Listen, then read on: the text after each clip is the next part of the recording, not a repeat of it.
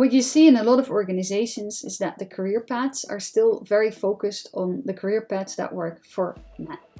And that's assuming a model that there's no career break, there's no time to care for a family, but a partner will do that. Well, that model doesn't work for lots of women. And it also doesn't work for men that would actually are very happy to share the load, share the care. So organizations should look at families and treat them like people. More focus on parenting and not putting a gender on that is very important for organizations to keep men and women employed. I started my career about 20 years ago. The improvement I've seen is that there definitely are more corporate women's networks available. And I think networking definitely is a key to progressing anyone's career, male and female. We know that women and men do use their network differently, and we also know that we need networks to move ahead. There are also more role models, there are more female leaders heading company, which is also great to see.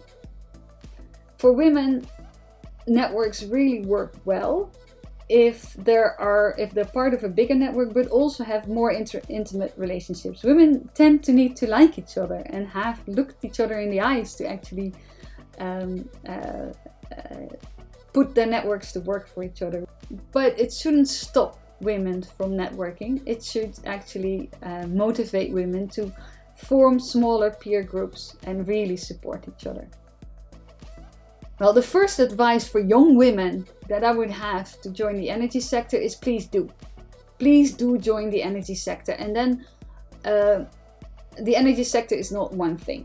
It's a very wide sector. They're very, very different jobs, but you're needed. You're needed there at the designing table as an engineer to put all these things together, to invent and to also lead. For mid-career women, I would advise to keep your eyes open for the rules of the game.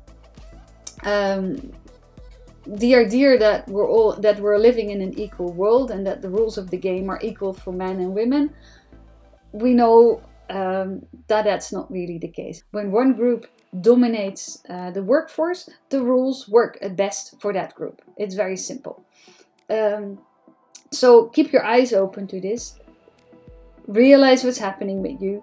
Demand equal treatment for yourself, but also for the men and women around you. Find peers and support each other.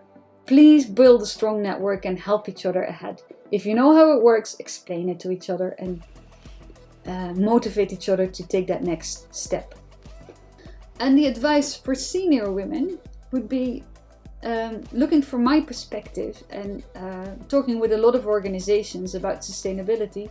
What you see very clearly is that sustainability in companies is often pushed and led by women. It's not everywhere, of course, but if you're there, if you're in a powerful position, use the power and use it for good.